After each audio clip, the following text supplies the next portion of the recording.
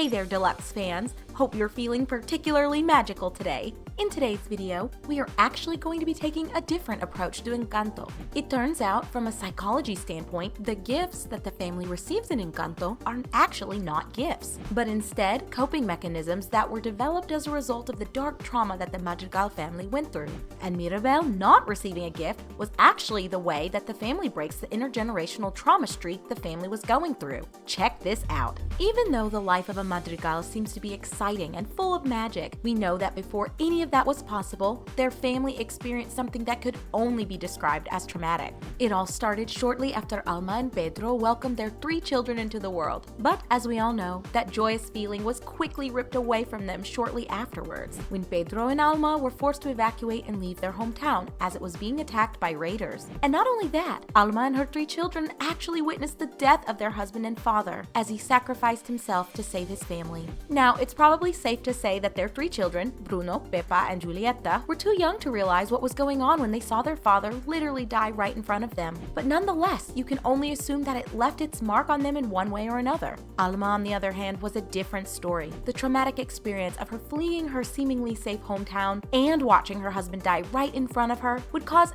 anyone to become the woman she became in the movie. It clearly left her traumatized for the rest of her life, and it was ultimately what turned her into such a hardened and unemotional person. We literally watched her go from this bright and happy young girl to a cold and judgmental woman almost overnight. This is also where we see one of Alma's first coping mechanisms represented in what is believed to have been a gift. In order to shut herself, her family, and her villagers off from the dangers that were quickly surrounding them, the Encanto was manifested, and with it, mountains began to form around the people, cutting them off from the outside world and the dangers that came with it. After seeing such a terrible event befall her and her people, Alma coped with her loss by making sure everyone else stayed close together and could no longer be harmed. From now on, everything was going to be perfect, at least if Alma had anything to say about it. As the casita was formed and the Madrigal family began to grow up, each of Alma's children would end up developing their own coping mechanisms individually as a way for them to handle the way that their mother was coping with the trauma and the identity that she built around the Madrigal family. I mean, think about how young the children are when they become of age to receive their gifts. It's not like they are born with the magical abilities that they are granted. Instead, they develop them or are gifted them after they turn 5 years old, which is an interesting age to receive magical abilities. Why not 6 years old? Or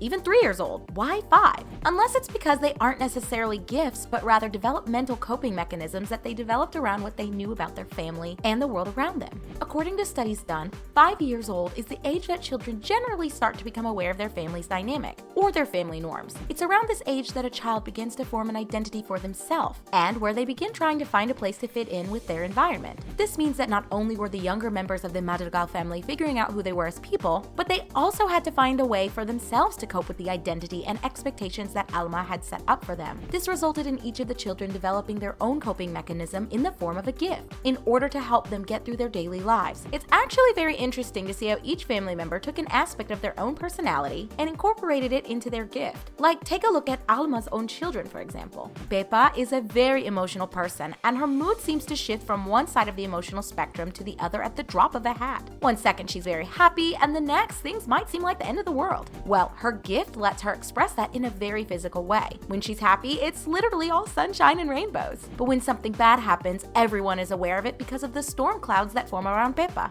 As for Julieta, she grew up and saw the pain around her, especially the pain that her mother was feeling. And because of her more calm, stable, and kind personality, she developed the gift of healing people with her cooking. What better way to heal a heavy heart than with a comforting meal? Now, when it came to Bruno, he might have been the most observant out of his siblings, always able to see what was really going on in his family members' heads and how they were specifically feeling at any given time. Well, his insight was put into his gift, which, as we know, was the ability to see visions of events that had yet to happen. Sadly, his family's trauma probably affected him the most, as he was only ever able to see the negative side of his visions, at least until Mirabel came around and showed him to look deeper and to follow the butterfly. This intergenerational trauma that was affecting the Madrigals didn't stop with Alma and her children, though. It ended up trickling down and affecting the lives of her grandchildren as well, at least until it came to be Mirabel's turn to receive her gift. Mirabel was, without a doubt, the most unique out of any one of her family members when it came to her personality. And this was mainly due to the fact that she created her own identity and didn't let anyone else tell her how she should be acting. Mirabel always came off as a very free-spirited person throughout the movie, and it's likely that this was a trait that she had had since she was a young child. So, despite how hard Alma probably tried to get her to act more like a Madrigal, it didn't work.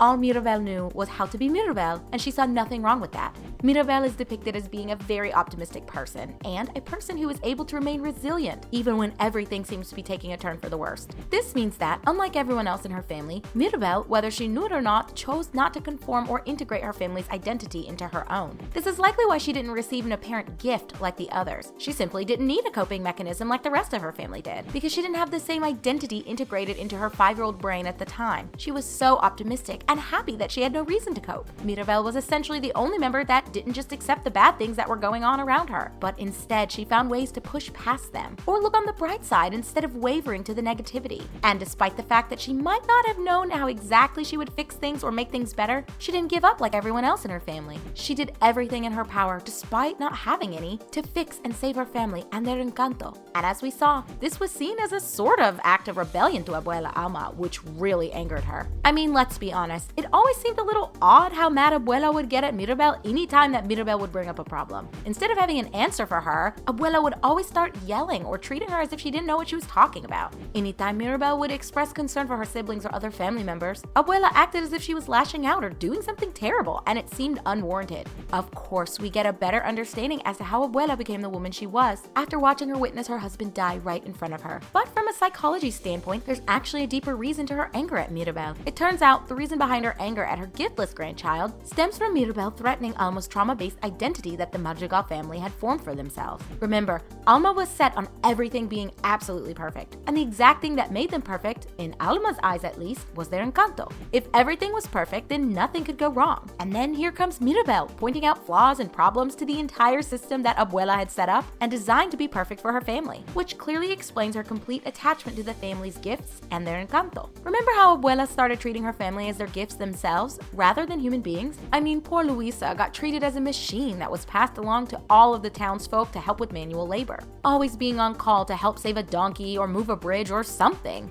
Alma's view of her family caused her to start setting expectations for her children and grandchildren that were far too high. Of course, she didn't do this with ill intent or anything like that, but she let her trauma affect her too much. She held on to the pain that she felt on the day that she lost everything as a reminder of what she was working so hard to protect her family from. And of course, as we saw, that completely backfired because without her even realizing it, Alma began to rely on her family's powers, or coping mechanisms if you will, to the point that she began to only appreciate her family members for their powers, or in other words, for their trauma-based response, thus blinding her to the actual people they were underneath their individual coping mechanism. It became all about what they could do for the family and the town, instead of about who they were and how they truly felt. That's why she basically treats Luisa more like a tool or instrument to be used, rather than seeing her as a human being, or why she feels like Isabela needs to be picture perfect. You can even go deeper into their intergenerational family trauma too. We mentioned this in a previous video, but did you ever notice Alma's grip on Isabela being perfect? Down to the point of having a perfect husband and a perfect family? In a way, she chose Isabela to live vicariously through, setting her up with the perfect family to live a perfect life and have perfect kids, much like she and Pedro were doing before tragedy struck.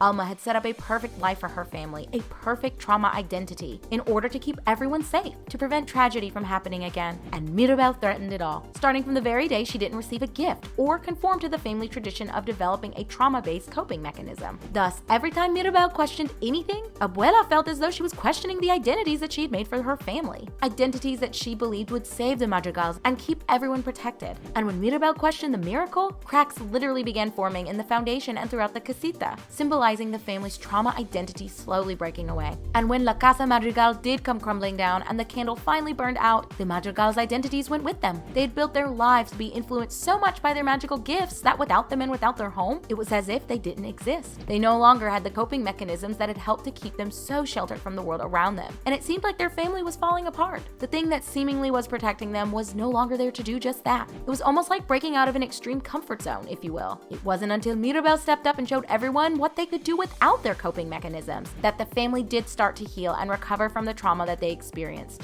She showed them that they didn't need magic to help them cope or to help them survive, but instead were able to rebuild everything that they thought they lost without the trauma-based identity. This time, when Casita was built, she was built built by hand and with the love of everyone who constructed her. Casa Madrigal was built around a healthy foundation instead of being built around coping mechanisms. Mirabel taught each of her family members how to appreciate themselves and how to be appreciated without their powers. She showed her family that they themselves were the gifts and that their magical abilities were just extra. As important as coping mechanisms are for people, they shouldn't become what defines a person. That's something that Mirabel taught her abuela, and honestly, I think taught all of us whether we realize it or not. Everyone is great, and everyone deals with trauma in their own way, but it's always important to know that you're loved for who you are, not what you do. But what do you guys think about this psychology perspective? Be sure to let us know in the comments down below. As for now, that's all, Disney fans. Let us know what video you'd like to see next in the comments, and don't forget to like and subscribe for more magically packed videos.